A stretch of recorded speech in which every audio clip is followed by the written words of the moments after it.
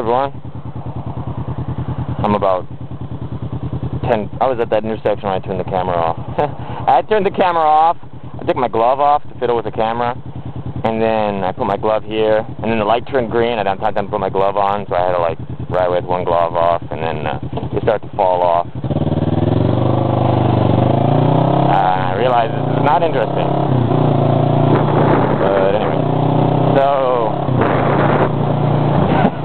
that was like so boring. I'm just like, yeah. Anyway, okay. Topic number 2. Something kind of cool happened just the other day. Maybe 2 days ago. I got you know, like whenever I get a new subscriber,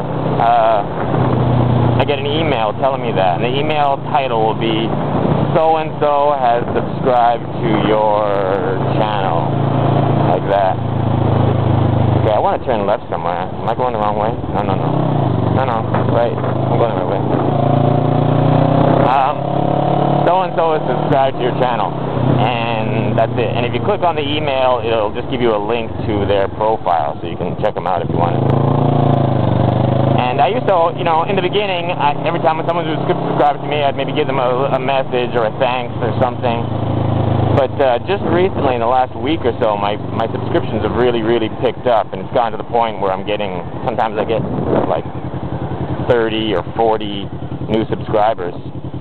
And if I were to give them all a thank you for subscribing, then by the time I'd be finished doing that, I'd probably have like 5 or 10 new ones. So yeah, now I don't do it. I'm really busy lately. With my new job, my life has changed drastically from the last few years to now. Like, you got video. I made videos bragging about the fact that I work so little. Like, there's a video on there where I'm playing with my dog. I think it's called My Dog at 1 frame per second. You can do a search for it. I edited the video, and it messed up the format, and it went from like 15 frames per second to like 1 frame per second. And it's just windy, so I'm gonna duck down. If you watch that video, I just talk about the fact that I only work 3 hours a day, and life's tough. And even though today's a work day, here I am swimming and playing with my dog in a river. You know, I'm just bragging about the fact that I work so little. And I changed jobs since then. And my new job, I work like I work like double the hours, and then on top of that, sometimes I have like work that I got to bring home with me. So yeah, my free time has just disappeared. But it's different because, okay, I was supposed to talk about Bohemian shout-out, but maybe that'll come in the next video. I'll talk about my job first. Gotta go with what I feel. So, what was I saying? I must look like a dork. I'm crouched down in like a racing position because I'm trying to keep my helmet, my camera out of the wind. But meanwhile, I'm doing like the speed limit, so I'm in like full racing tuck and putting along. Anyways, my job, yeah. So, like at my last job, it was like no stress, no brains required. It was like I could show up to class 2 minutes before I start teaching, and then I could leave the building like, you know, 20 seconds after I finish teaching. So I just show up, walk in, read a storybook, read some phonics. Phonics being the sounds that letters make and words make, like fire, water. Just do that. Read words, sound them out for the kids so they can hear it, how it sounds, and then go home, or then go to like my next class and do the same thing again. Read a storybook, do some phonics. Next class, read a storybook, do some phonics. No homework.